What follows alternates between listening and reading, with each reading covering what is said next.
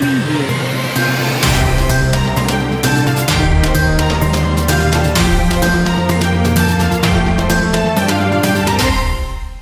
êtes bien sur la télé qui vous parle, mesdames et messieurs. Merci de nous préférer pour vous informer. Tout de suite, les titres. Mauludou Gamou de Tivaouane 2022, la nuit de réappropriation du modèle et du message prophétique a été bien célébrée cette année dans la ville sainte.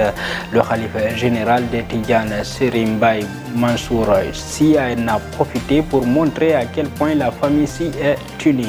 Vous l'entendrez dans ce journal. Toujours sur le même sujet du Gamou, la police nationale a livré un bilan très effrayant sur les interpellations menées à l'intérieur du pays. Les Dakarois pensent que le mal dans cette situation, c'est d'abord en famille. Et puis, jeudi dernier était la date retenue pour l'ouverture des classes, mais jusque-là, le concept Ubitay Djangetay a du mal à démarrer.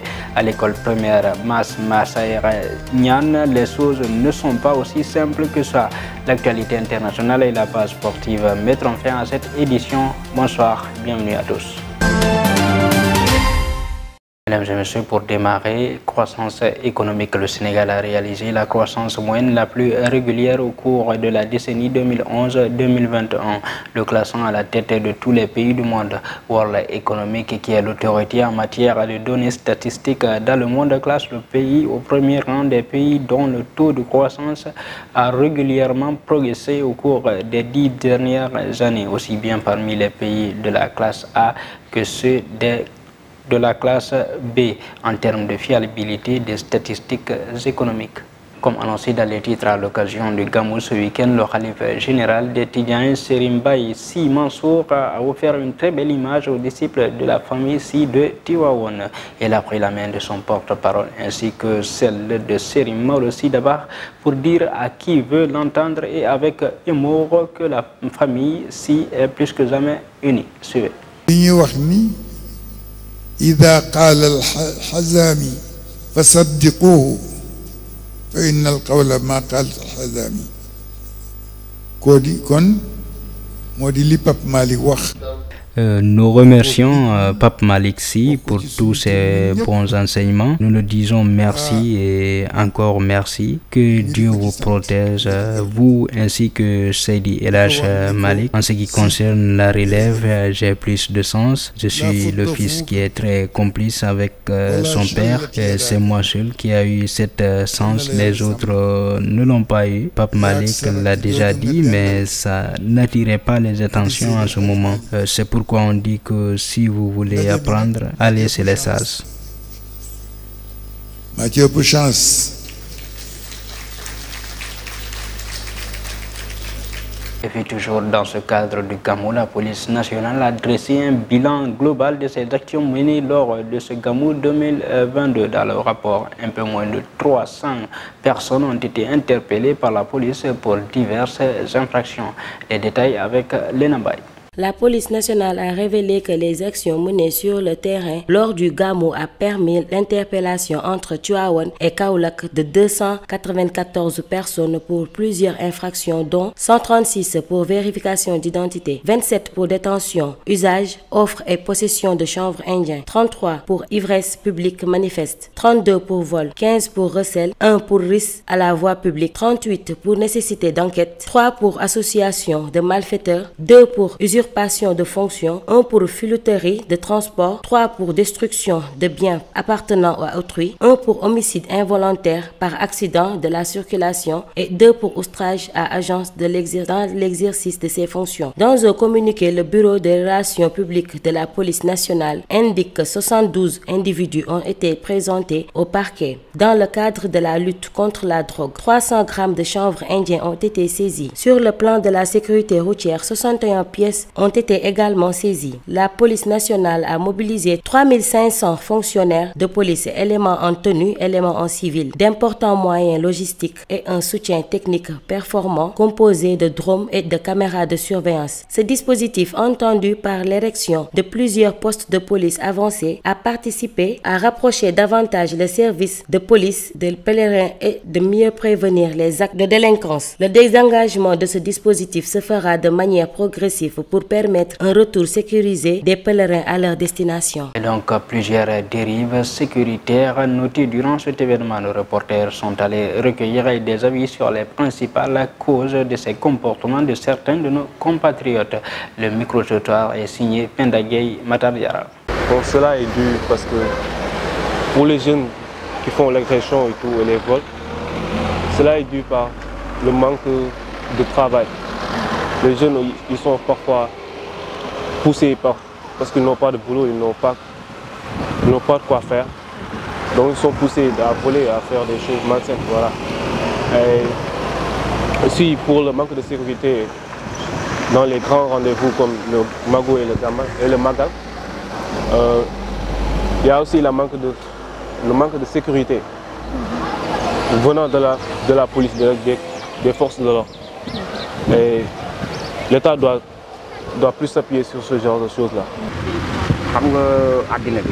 C'est la difficulté de la vie qui pousse nos jeunes à agresser, même si ce n'est pas des événements de Gamou ou Mangal, et à cause de la cherté de la vie. L'intersyndicale des travailleurs des universités publiques sénégalaises doit rencontrer le ministre de l'Enseignement supérieur, le professeur Moussa Baldé, demain mardi à Diamniadio. Mais en attendant, un nouveau mot d'ordre de grève de 48 heures renouvelable a été décrété par tout au Sénégal. Les leaders syndicaux n'entendent pas céder avant d'avoir obtenu gain de cause. Parmi les points revendicatifs, il y a le statut du PATS et l'indemnité de logement.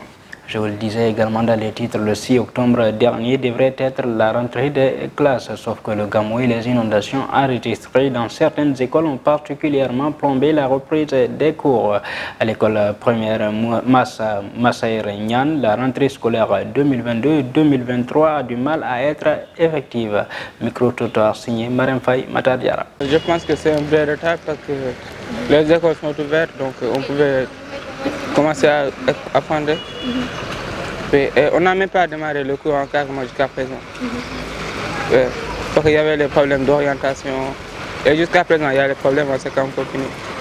Je pense que c'est un retard. Il y a juste certaines classes qui sont endommagées. Voilà, c'est pour ça. Les professeurs aussi, il y en a certains qui ne sont pas venus à cause de la pluie. De commencer à ndaxte élèves yu bëri ñëwooguñu te seen fermeture motaguñu jàng suñu kër suñu mënulee tamit ñu wax suñu parents wala suñu sœurs yi mu jàppale ñu waaye fii école moom bu ñu ñëwee dañuy toog la ndaxte élèves yu bëri ñëwooguñu. Bon, les cours ont repris mais vraiment pas de façon attendue parce qu'il y a des absences au niveau des élèves comme au niveau des maîtres aussi. C'est l'effet Gamou qui a causé ce désagrément. Les élèves aussi, il y a beaucoup d'absence, vraiment il y a beaucoup d'absence. Certainement c'est l'effet Gamou qui les retient, parce qu'ils viennent de retourner aujourd'hui ou hier, ils ne pourront pas reprendre les cours normalement. Non, ils sont en pause, ils sont en récréation, n'est-ce pas? Ils sont en train de prendre la liste des fournitures pour être opérationnels dès demain. Et puis de nouveau dans l'explosion, de la chaudière de l'usine Star Industrie située à Nébé, dans la commune de Tokigar à Diourbel. Le bilan fait état de 7 morts et 3 blessés. Dans son édition de ce lundi, Libération donne les noms des victimes décédées. Il s'agit de Damfal, décédé le jour de l'accident, Adramé Sidibé, Adjouman Ndiaye, Si Faye, Ali Diagne, Ablaye Ndiaye et Alassane Sou. Une enquête est ouverte pour déterminer les circonstances de cet accident dont les contours restent encore flous. Puis l'Union internationale des avocats va célébrer son 66e congrès ici à Dakar les 26 et 30 octobre prochains. Plus de 1000 avocats vont assister à ces assises.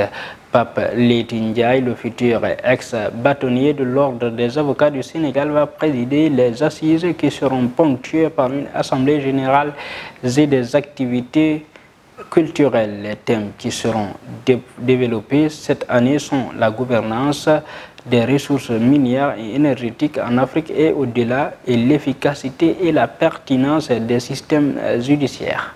Maintenant, place à l'actualité internationale. Premier procès en France d'un ancien chef de guerre libérien, celui de Koumti Camara. Au Nigeria, le naufrage d'un bateau dans l'état d'Anambra fait près de 80 morts. Et puis pour terminer, guerre en Ukraine, la Russie lance 75 missiles sur les grandes villes ukrainiennes. Mariam Faye. Nous démarrons l'actualité internationale par le procès de l'ancien chef rebelle qui s'ouvre ce lundi 10 octobre à Paris, celui de Kunti Kamara, commandant de l'Ultimo durant la première guerre libérienne de 1989 à 1997. Il encourt la prison à perpétuité. Il est poursuivi pour complicité de crimes contre l'humanité, torture et actes de barbarie en 1993 et 1994. Dans le comté de Lofa, territoire riche en diamants du nord-ouest du Libéria. Ensuite, des morts et de nombreux disparus après le naufrage d'un bateau dans le sud-est du Nigeria. Selon un communiqué de la présidence nigériane publié ce dimanche soir sur Twitter, les équipes de secours ont confirmé avoir retrouvé 76 corps sur les lieux du drame qui a eu lieu dans l'état d'Anambra, une des régions touchées par les inondations au Nigeria. De nombreuses villes étaient bombardées en Ukraine ce lundi matin, la capitale Kiev étant visée par les premières frappes depuis plus de 3 mois. Alors que le président russe Vladimir Poutine s'apprête à réunir son conseil de sécurité 2 jours après l'explosion sur le pont de la Crimée, le ministre russe de la Défense a annoncé que les frappes ont atteint leurs objectifs. C'était tout pour l'actualité internationale. Merci Marine Faye pour cette actualité internationale. À présent, place à la page sportive. Tournoi UFOA des moins de 17 ans. Les Lionceaux perdent la finale au tir au but face au Mali. C'était ce dimanche. Et puis le champion d'Afrique sénégalais Famara Diédhiou retrouve enfin la compétition après plusieurs mois d'absence du côté d'Alanya Sport en Turquie. Et puis Ligue 1 française avec un nouveau but d'Habib Diallo. Strasbourg décroche enfin sa première victoire à Angers.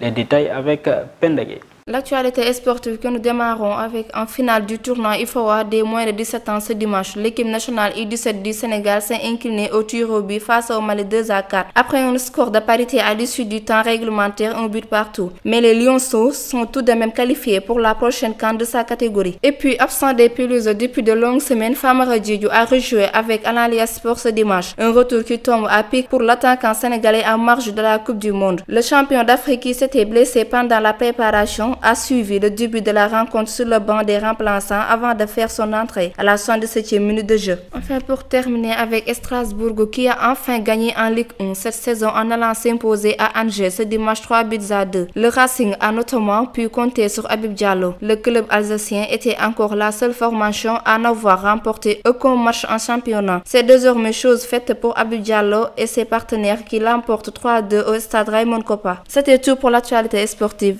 Merci Pétagé pour cette actualité sportive. Mesdames et messieurs, voilà qui met fin à cette édition d'information.